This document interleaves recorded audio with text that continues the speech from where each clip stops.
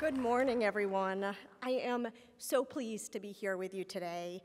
I want to thank Offshore Wind California for the opportunity to speak today, and I want to thank you all for the work that you're doing to advance floating offshore wind here at this potent moment where we're beginning to turn the potential for floating offshore wind development here in the United States into reality.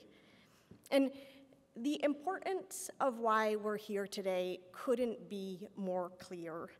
When I'm preparing to give a talk at an event, usually I spend some time thinking about my connection to the place as I'm thinking about what I want to say. And in thinking about speaking here today, my mind kept returning to the connection that my community, Boulder County, Colorado, has with California with respect to experiencing the impacts of climate change. Our hearts have been with California in recent years as communities have battled fire, flood, and drought. And in Colorado, at the end of 2021, towns in my county were in the path of one of the most destructive wildfires in the state's history. Now, wildfires are a part of the Colorado ecosystem, but this fire tore through suburbs in December. And in a new normal this last December, my family and I evacuated from our home due to a wildfire in our neighborhood. I looked up, I saw smoke, I immediately dropped from the conference call I was on and was abruptly making decisions like, is there room in the car for a few of the holiday presents for our kids? And as a parent, my lasting memory of the fires really linger on the efforts that I took afterwards and that I know we all take as parents to restore a sense of consistency, certainty, and safety for my children, all the while the global climate is becoming less consistent, less certain, and less safe. And we're here today because we recognize that our energy choices are actively building the future our children will live in. This is the time for bold action. This is the time to establish a new normal for how we generate and consume energy for the climate, for generations to come, and for the ecosystems that are molded by it. And that's a huge part of why the work that we're doing here is so important.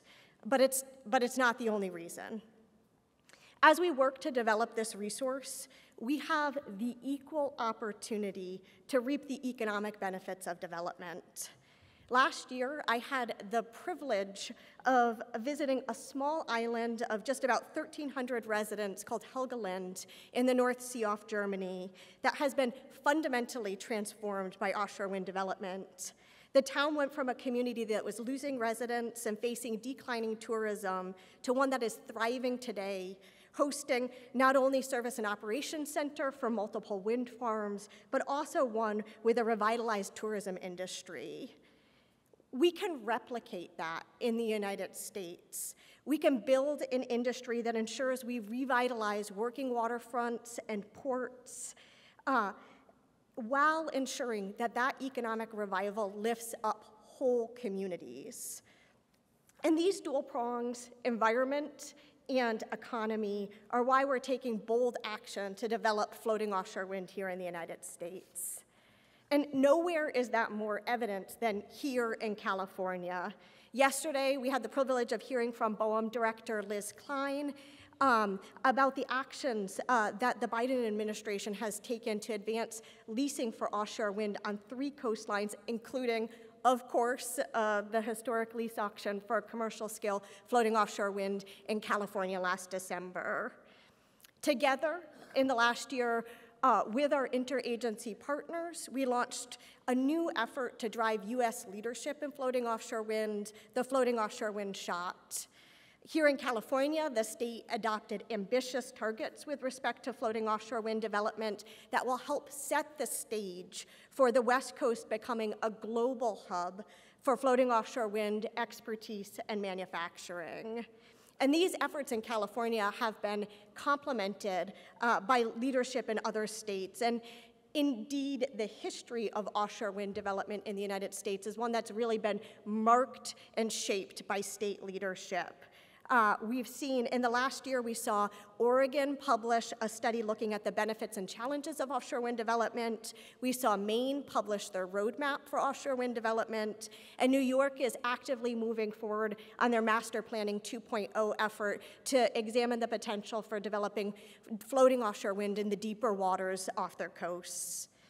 And I know that it is no secret to this audience that the United States has a really rich floating offshore wind resource, and that in about 2/3 of our nation's offshore wind resource is in deeper waters that would require floating offshore wind technologies. It's about 2.8 terawatts of our technical resource potential, which is more than double US energy consumption. So floating offshore wind really has the potential to deliver significant amounts of reliable and sustainable energy while creating a new domestic industry, delivering manufacturing expertise and jobs, all while ensuring we're working for the climate, not against it. So we're here today because we know that the time is now for bold action. We're here today because of the promise, we recognize the promise to the environment and the economy of floating offshore wind. But I also think that we're here today because we recognize the significant work that lays before us to make a future in which floating offshore wind is a central part of our climate solution and our coastal economies. And it's really that complement of the promise of floating offshore wind and the work that remains in order to unlock its full potential that led us to initiate the floating offshore wind shot. As folks in this room probably know, the floating offshore wind shot puts forward an aggressive and very ambitious cost target because we understand that lowered costs in the future will mean greater market penetration, greater levels of deployment, and lower costs for ratepayers. And since the inception of the shot, we've made major investments towards that goal with a solicitation of $200 million in funding for energy earthshot research centers, $150 million to support research that cross-cuts the multiple energy earthshots. We've initiated the Floating Offshore Wind Readiness Prize, which aims to advance manufacturing of floating platforms in conjunction with our supply chain, and we've announced the Phase 1 winners of that prize. We've made investments like $17.5 million to Kent Houston Ocean Engineering to advance 2 floating offshore wind technologies. And today, I'm pleased to announce that we've selected Trident Systems to receive $1 million in additional funding under the bipartisan infrastructure law to install and test an innovative anchor system for floating offshore wind. So we understand also that in order to advance floating offshore wind in the United States, we're going to need to support the development of a robust domestic supply chain that will create good-paying jobs here in the US and also pave the way for development at scale. We know that in order to advance floating offshore wind in the United States, we're going to need to critically expand port capabilities, ensure that we have a fleet of vessels ready for construction and operations, and we're going to need to build manufacturing facilities. We'll need to ensure that we have a trained workforce that's ready to step into jobs as the industry grows, and we are going to need to commit to ensuring that that workforce is diverse, equitable, and inclusive. And we're making progress on all of these fronts with respect to advancing the supply chain. Since the inception of the shot, with support from the Department of Energy, the National Offshore Wind R&D Consortium, and states, NREL released the National Offshore Wind Supply Chain Roadmap, and we've also initiated the development of a West Coast strategy effort. NREL has released a first-of-its-kind assessment of future offshore wind workforce needs. And DOE is supporting R&D for new wind designs that help leverage US manufacturing capabilities with a $30 million solicitation to advance manufacturing of large wind turbine components and materials. And finally, with respect to supply chain, thanks to the Inflation Reduction Act, the U.S. Department of Energy has additional tools and resources to support the development of critical supply chain elements, including increased authorities under our Loan Program Office and a recent solicitation to support $350 million in grant opportunities for new manufacturing and recycling facilities. So, in addition to the work that we need to do to advance the supply chain, I think we all are deeply aware that we need to resolve our transmission challenges in areas adjacent to coastlines. We're going to need to develop solutions that help grid operators and system planners meet our goals to decarbonize the electric system while not just protecting, but also enhancing the reliability and resilience of the grid.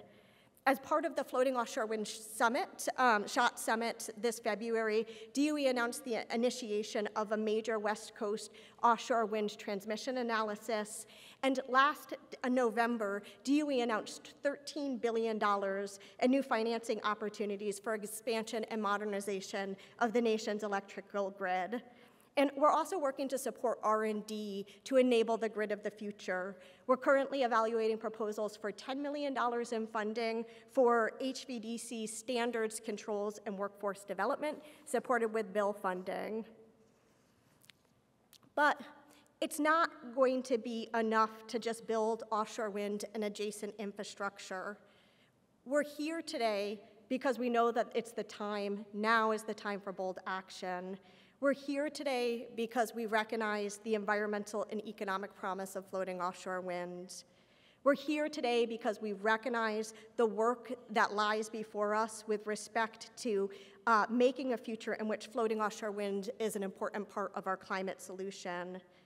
But we're also here today because of the imperative that we face to ensure that this development occurs in a way that is environmentally sustainable, that builds every part of development, from supply chain to port infrastructure to project development, with energy justice at its core, that ensures that disadvantaged communities do not bear disproportionate brunts of impacts from development, that ocean co-users are able to thrive alongside offshore wind development, and that tribal nations and indigenous knowledge are integral to our planning. The outcomes that I described in that little island off of the North Sea, Helgoland, didn't arrive accidentally. They were the result of planning and negotiation and repeated dialogue with much of the community of the 1,300 residents. And as part of their agreements with the community, the wind developers removed unexploded ordnances from the island, restored habitat, and provided jobs to local residents. And I think that there's an important lesson for us in this too. As we look to expand development here, we need to do it in a just and sustainable way that protects habitats and species while engaging communities, tribal nations, and ocean co-users, both in project siting and in transmission development. BOEM and their sister agencies are really leading the way in this area, and DOE is helping bring our efforts to help further, bring our resources to bear to help further these efforts. Through the SHOT, we are aiming to support research, information sharing, tool development, and stakeholder engagement to help us understand and minimize the impacts of offshore wind on marine environments and environmental co-users. We're currently evaluating proposals for close to $7 million in funding for community engagement and social science to help us better understand the impacts of offshore wind development on communities and economies. And with the SHOT, and also with our collective efforts from all of those that are assembled here, we are really working to realize a future in which the U.S. plays a leadership role in floating offshore wind development. And I'm excited to announce today another important step in that direction. It's my pleasure to announce the release of a $5 million funding opportunity that will stand up one or more offshore wind centers of excellence that will help address regional and technical challenges to deploying offshore wind while building the future offshore wind workforce. And so I'd encourage you to check out that opportunity to spread the word about it. So in closing, We are assembled here today because I think we've all collectively answered the call to action to transform our energy system for our planet, for our children, and to do so in a way that is just and sustainable. We're here at a really powerful moment for offshore wind, both domestically and globally. Its promise is really immense, but so is the work that we must do in order to move it forward. But as we're here, standing at the outset, I think we only need to look to the past as precedent to understand that we have the capability to make rapid change over time. But to do so is going to take the expertise, the passion, the clear-eyed planning of everybody assembled in this room, and it's going to take more than that. It's going to take engagement with communities, tribal nations, ocean co-users, and dedication to environmental justice. As you heard from the Deputy Secretary, at the Department of Energy, we are committed to a vision of the future in which the sustainable and just development of floating offshore wind is a cornerstone of regional and national decarbonization and the revitalization of coastal communities. And I look forward to continuing to work with you all to make that future a reality. Thank you so much.